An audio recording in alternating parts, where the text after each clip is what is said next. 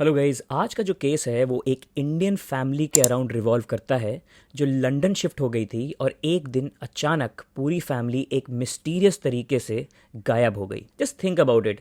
India से एक आदमी अच्छी ज़िंदगी की तलाश में लंदन चला जाता है, वो वहाँ जाकर मेहनत करता है और खूब पैसा कमाता है। एक समय बाद उसकी पूरी फैमिली लंदन में रहने लगती है। ज़िंदगी में सब कुछ काफ़ी अच्छा चल रहा होता है कि एक दिन अचानक से 5 लोगों का पूरा परिवार ही लापता हो जाता है। महीनों तक जांच चलती है मगर पता ही नहीं चलता कि आखिर ये फैमिली कहाँ गायब हो गई। हजारों पुलिस वाले लगते हैं और 100 करोड़ से ज़्यादा रुपए भी खर्च होते हैं, तब जाकर एक हिला देने वाली सच्चाई सामने आती है। तो आखिर ये पूरा केस क्या है, इस परिवार के साथ क्या हुआ था और इन सब में किसका हाथ था, चलिए जानते हैं ये सब कुछ डिटेल में। ये पूरी कहानी अमरजीत चौहान और उनके परिवार की है। कुछ साल पहले अमरजीत चौहान भारत से लंदन जाते हैं। वहाँ जाकर वो खूब मेहनत करते हैं और एक्सपोर्ट इंपोर्ट की अपनी कंपनी खोल लेते हैं। इनकी कंपनी का नाम सीबा फ्राइट था, जो हीथ्रो एयरपोर्ट के बिल्कुल बगल में थी। वहीं रहते हुए अमरजीत नैन्सी नाम की एक लड़की से शादी कर लेते हैं। नैन्सी पंजाब की रहने वाली थी। शादी के बाद से ही नैन्सी अपने पति अमरजीत और 2 छोटे बच्चों के साथ लंदन में ही रह रही थी। नैन्सी का दूसरा बेटा 2 महीने का था, इसलिए बेटी की मदद करने के लिए नैन्सी की माँ चरणजीत कौर उन दिनों लंदन में परिवार के साथ ही रह रही थी। नैन्सी का एक भाई भी था जो न्यूजीलैंड में रहता था। भाई का नाम ओमकार वर्मा था। वैसे तो भाई बहन एक दूसरे से काफी दूर थे, मगर इन दोनों की अक्सर फोन पर बातें होती रहती थी। हमेशा की तरह 14 फरवरी 2003 को भी नैन्सी अपने भाई ओमकार वर्मा को फोन करती है, मगर इस बार नैन्सी कुछ घबराई हुई सी लग रही थी। ओमकार अपनी बहन से घबराहट की वजह पूछता है। इस पर नैन्सी जवाब देती है कि कल अमरजीत ऑफिस गए थे, उसके बाद से वो घर वापस नहीं आए हैं एंड उनका फोन भी स्विच ऑफ बता रहा है। थोड़ी देर बाद वो अमरजीत की कंपनी के नंबर पर फोन करती हैं। वहां से नैन्सी को जानकारी मिलती है कि अमरजीत एक अर्जेंट बिजनेस मीटिंग के लिए नीदरलैंड्स चले गए हैं।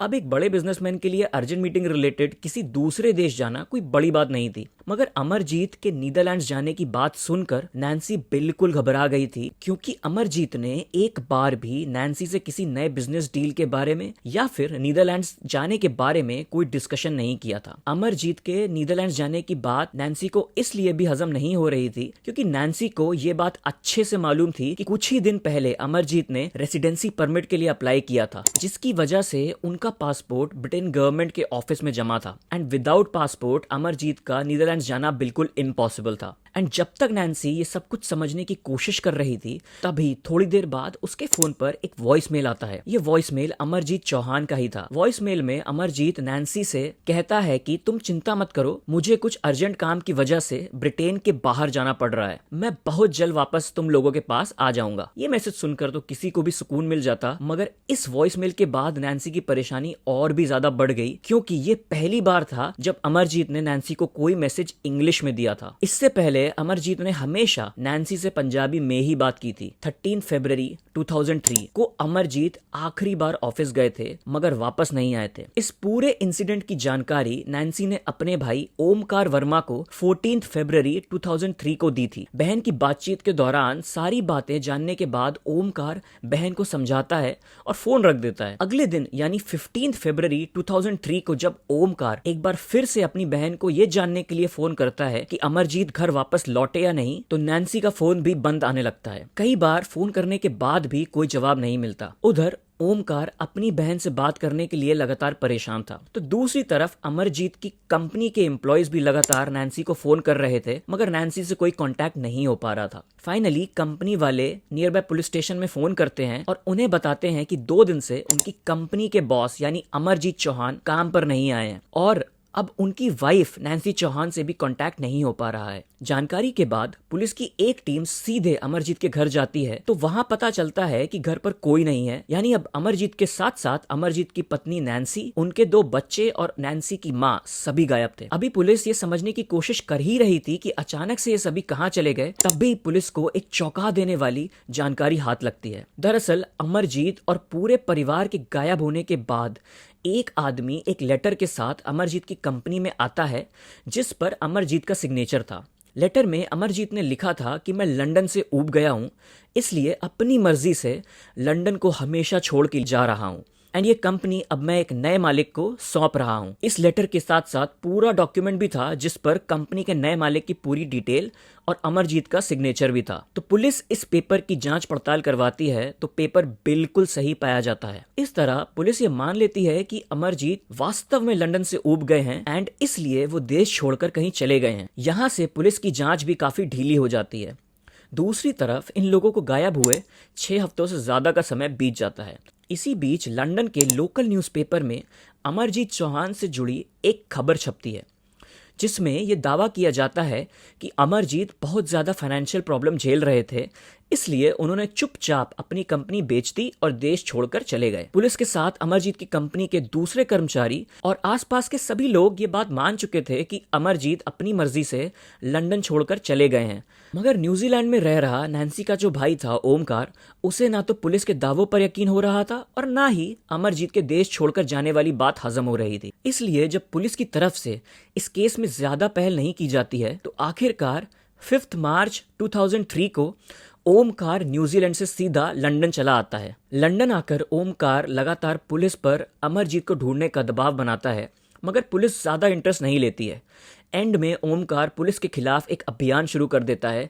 तब जाकर पुलिस फिर से जांच करने को तैयार हो जाती है। केस की जांच फिर से शुरू होती है एंड पुलिस जांच की शुरुआत अमरजीत के घर से करती है। होना तो ये चाहिए था कि पुलिस इन लोगों के लापता होने के पहले ही दिन घर में जाकर तलाशी लेती, मगर ये तलाशी कई हफ्तों बाद हो रही थी।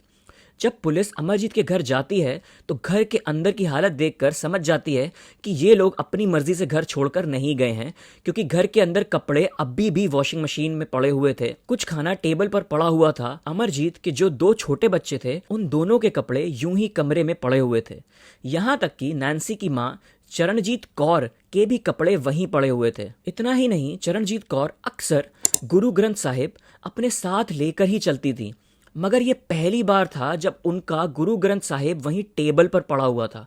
टेबल पर गुरु ग्रंथ साहिब को देखकर ओमकार पुलिस वालों को बताता है कि उनकी माँ सब कुछ छोड़ सकती है, मगर वो गुरु ग्रंथ साहिब को छोड़कर इस तरह कभी नहीं जा सकती। अभी पुलिस यह सब जांच कर ही रही थी कि पुलिस को कहीं से यह भी जानकारी मिलती है कि लंदन में ही रह रहे अमरजीत के कुछ रिश्तेदारों को फ्रांस से एक लेटर आया है। कथित तौर पर यह लेटर अमरजीत ने खुद लिखा था।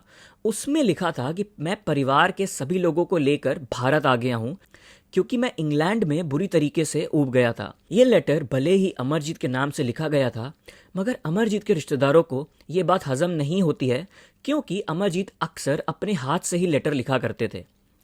मगर जो लेटर उन्हें मिला था वो कंप्यूटर से टाइप किया हुआ था। अमरजीत चौहान और उनके परिवार वालों को गायब हुए 1 महीने से ज्यादा बीत चुका था और अब तक पुलिस किसी भी नतीजे पर नहीं पहुंची थी। हालांकि घर की तलाशी के दौरान जो कुछ हालत घर के अंदर देखने को मिली थी उससे अंदाजा लग रहा था कि ये लोग अचानक से अपनी मर्जी से तो नहीं गए हैं।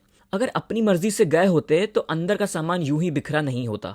इसलिए पुलिस इन्वेस्टिगेशन आगे बढ़ाती है, मगर कई हफ्तों की इन्वेस्टिगेशन के बाद भी उनके हाथ कुछ नहीं लगता। पूरा चौहान परिवार फरवरी महीने में गायब हुआ था और अब आ चुका था अप्रैल 2003।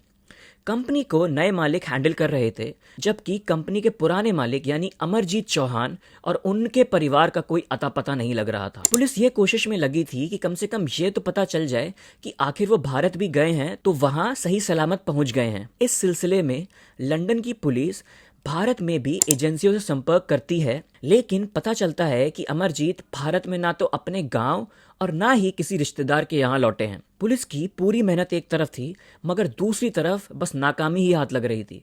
पुलिस को समझ नहीं आ रहा था कि आखिर इस केस को सॉल्व कैसे किया जाए। तभी अप्रैल के महीने में पास के समुद्र किनारे एक बॉडी मिलने की खबर पुलिस को मिलती है।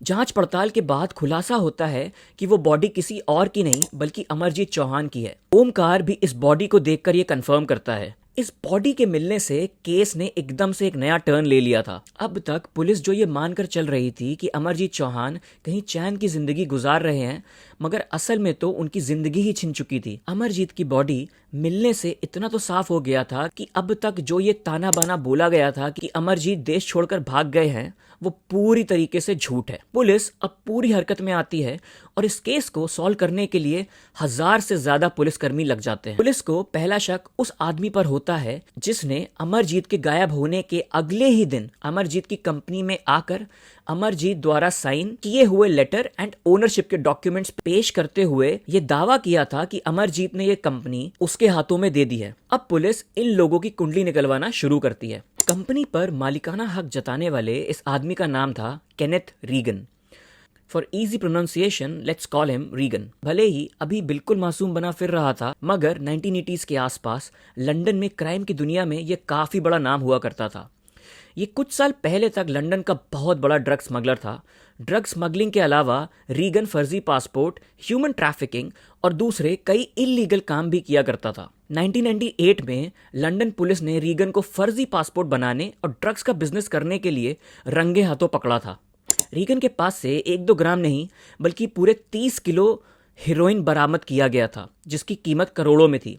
अकॉर्डिंग टू एस्टिमेट्स वो अब तक लंदन में 2000 करोड़ से ज्यादा के ड्रग्स बेच चुका था। इसके बाद रीगन पर मुकदमा दर्ज करते हुए केस चलाया जाता है। कोर्ट में गुनाह साबित होने के बाद उसे 20 साल की सजा सुनाई गई थी, मगर जेल में रहते हुए रीगन पुलिस के सामने सरकारी गवाह बनने का ऑफर पेश करता है। बदले में वो अपनी सजा कम करवाने की शर्त रख देता है। पुलिस रीगन की ये शर्त मान लेती है और रीगन के खुलासे के आधार पर और इसके द्वारा दिए गए सबूतों की मदद से पूरे लंदन और ब्रिटेन के दूसरे हिस्सों में चल रहे कई बड़े ड्रग रैकेट्स का खुलासा करती है और बड़ी संख्याओं में अपराधियों को पकड़ती है। वादे के मुताबिक रीगन की सजा भी 20 साल से कम करते हुए 8 साल कर दी जाती है। सजा कम होने के बाद वो पुलिस की और भी कई केसेस में मदद करता है और बदले में उसकी सजा कम होती रहती है। आखिरकार रीगन सिर्फ 3 साल की सजा काटकर 2002 में जेल से बाहर आ जाता है। जेल से बाहर आने के बाद रीगन की फाइनेंशियल सिचुएशन बेहद खराब हो चुकी थी। क्रिमिनल बैकग्राउंड होने की वजह से उसे कहीं काम भी नहीं मिल रहा था। ऐसे में अमरजीत चौहान रीगन के लिए एक मसीहा बनकर सामने आते हैं। दरअसल अमरजीत अक्सर बेसहारा लोगों को अपनी कंपनी में नौकरी दे दिया करते थे। रीगन भी जेल से बाहर आने के बाद बिल्कुल बेसहारा था। उसके पास ना तो खाने के पैसे थे और ना ही कोई काम था। ऐसे में रीगन अमरजीत की कंपनी में काम मांगने आता है।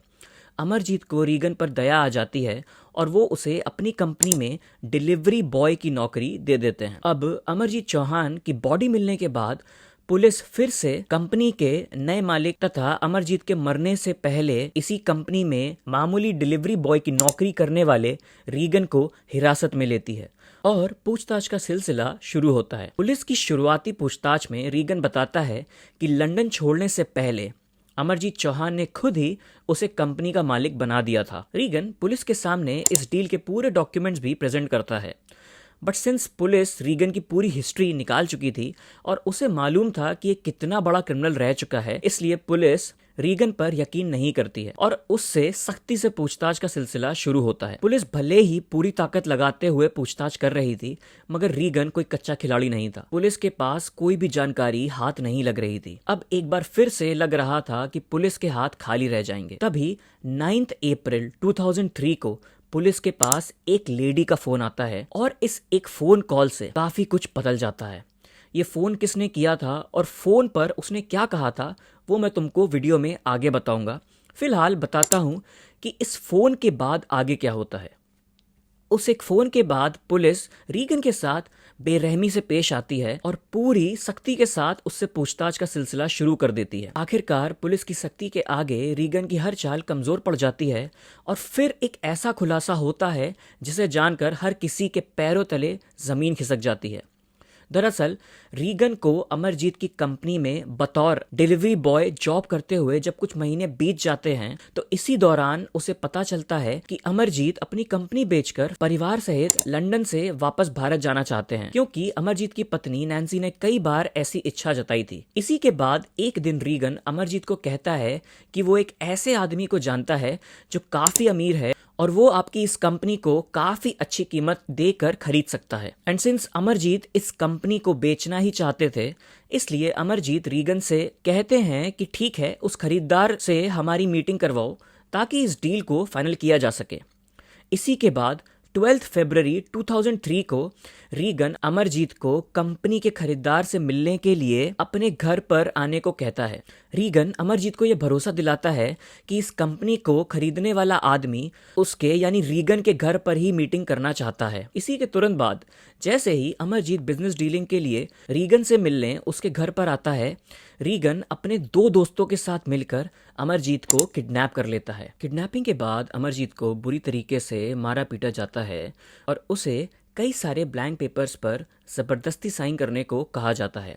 जब अमरजीत साइन करने को तैयार नहीं होता है तो एक बार फिर से अमरजीत को बुरी तरीके से मारा जाता है और आखिरकार उससे कई सारे ब्लैंक पेपर पर साइन करवाए जाते हैं। साथ ही पहले से तैयार किए गए ओनरशिप ट्रांसफ़र पेपर पर भी अमरजीत के सिग्नेचर लिए जाते हैं। सिग्नेचर लेने के बाद अमरजीत से एक वॉइस मेल अपनी पत्नी नैन्सी को भी भेजने को कहा जाता है, जिसमें अमरजीत से कहा जाता है कि तुम अपनी पत्नी को कहो कि मैं बिजनेस मीटिंग के लिए देश से बाहर जा रहा हूँ।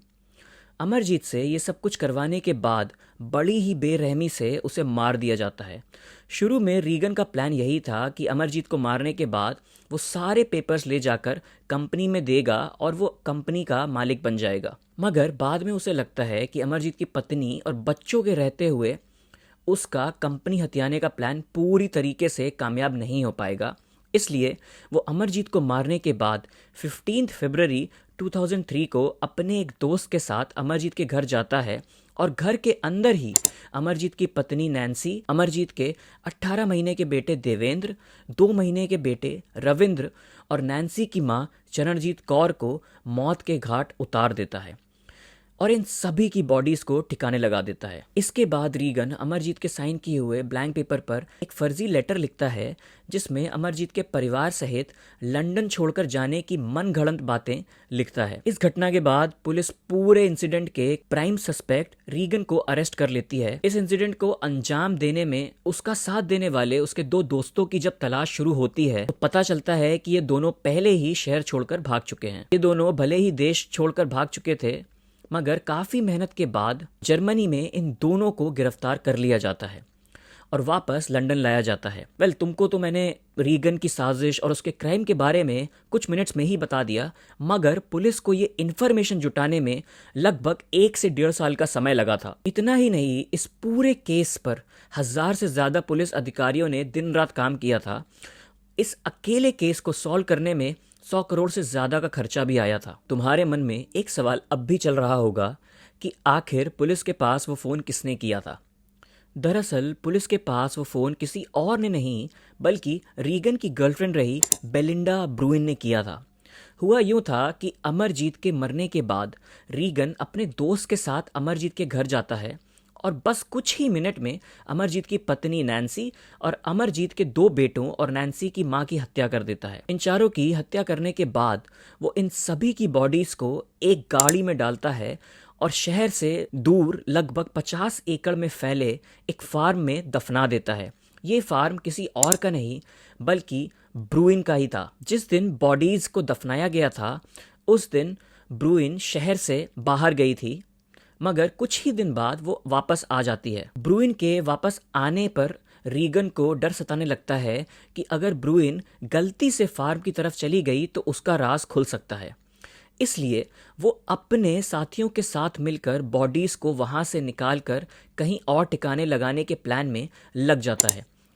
इसी प्लान के मुताबिक जब एक दिन ब्रूइन कहीं बाहर चली जाती है तो रीगन अपने दोनों दोस्तों के साथ मिलकर एक बार फिर से उसी फार्म में आता है और खुदाई करते हुए उन 5 की बॉडीज को वहां से निकालकर गाड़ी में डालता है और फिर एक नाव में बैठकर समुद्र की तरफ निकल जाता है और उन सभी की बॉडीज को समुद्र में ही बहा देता है। जब रीगन ये सब कुछ कर रहा था तभी ब्रूइन वापस अपने फार्म के पास आ जाती है।